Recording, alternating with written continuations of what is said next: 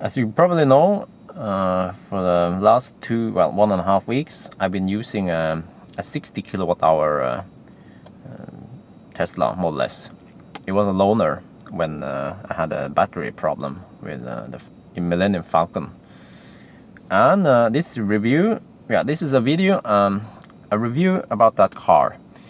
It's I will mostly just talk about the car because I didn't do any like proper review, not to show everything, because pretty much, I mean, there's not much to show because the car is basically the same as a 85 kilowatt hour, so it's not like a typical car review. But anyway, I should tell you my experience with it, because I drove it for about almost 5,000 kilometers or 3,000 miles, and my impression, the first impression was that it's okay. Yeah, I mean, it charges a bit slower than 85, but what I didn't realize was that it was actually a lot slower. You see, in the beginning, I started with a fresh, fully charged car, and also I got the chance to charge overnight, so I didn't I didn't feel the slowness of the car. But then when my wife came with me, she also complained that it was slow, and I said it's not that slow, and she claimed that it was like half the speed. So I did a proper test, charge it in the same supercharger I did with a Millennium Falcon, and it turns out it charges at half the time.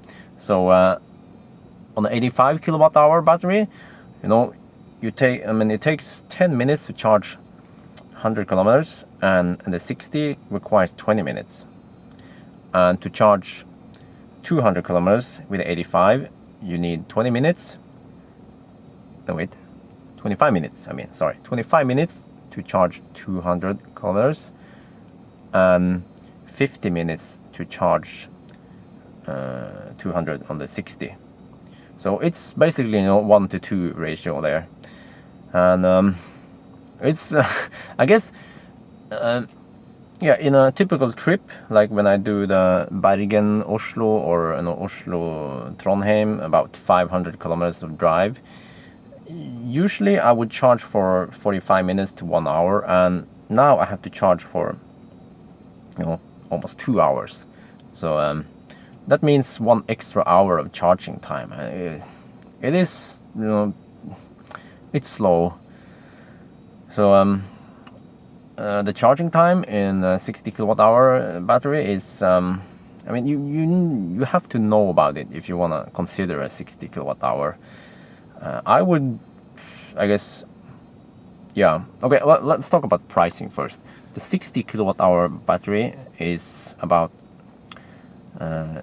it's 50,000 in difference, but you have to pay for the optional supercharger. So in reality, it's about 40,000 Norwegian kroner, or $6,000 or 8,000 euros cheaper. But is it worth it?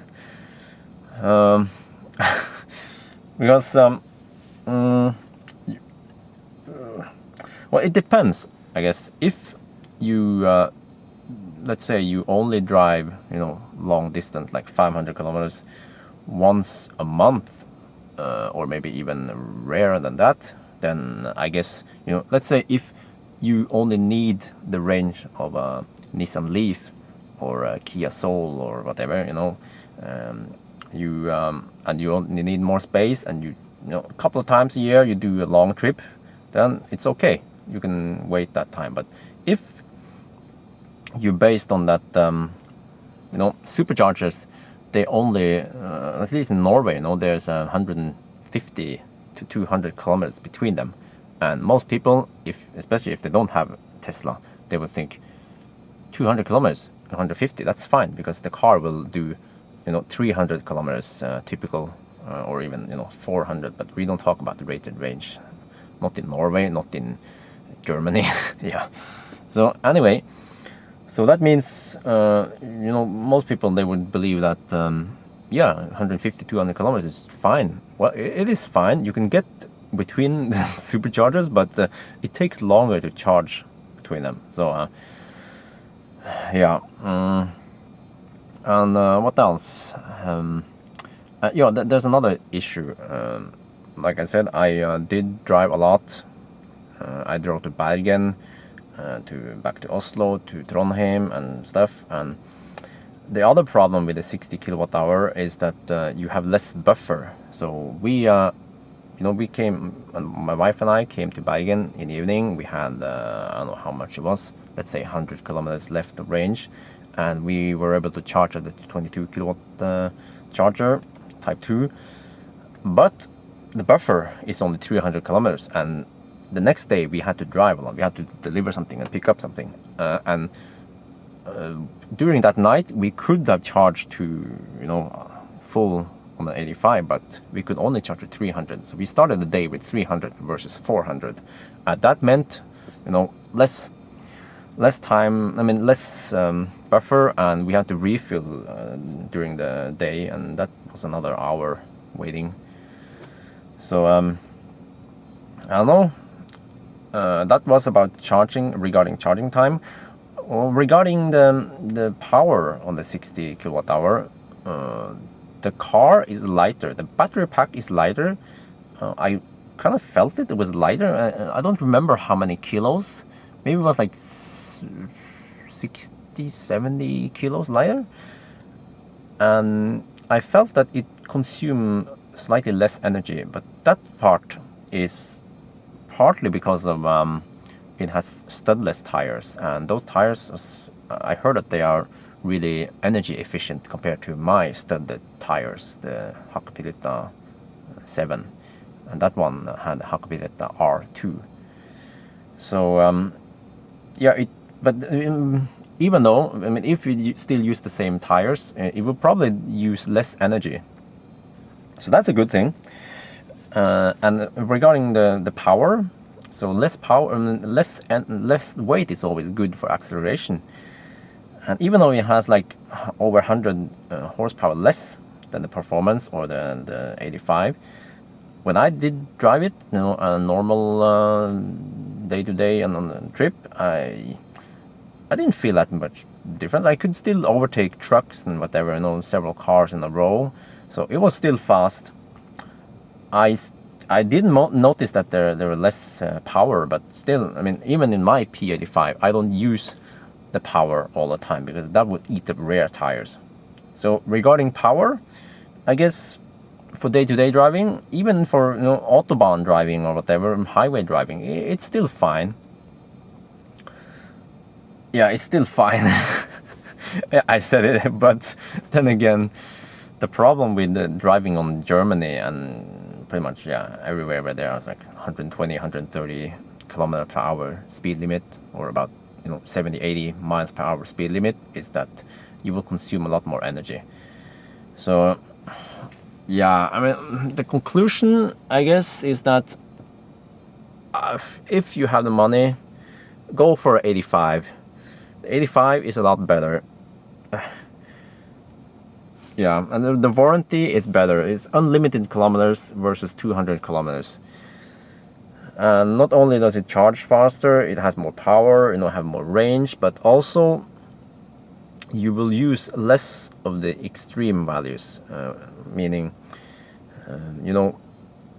in the 85, you can, let's say, you rarely have to do 100% charge. You can get away with 90 or 80%, and you will arrive with maybe 20%. But with 60 kilowatt hour, you have less buffer, which means you will squeeze that maximum, and that in the long run it's not good for the battery health. So I guess did I forgot something about the 60?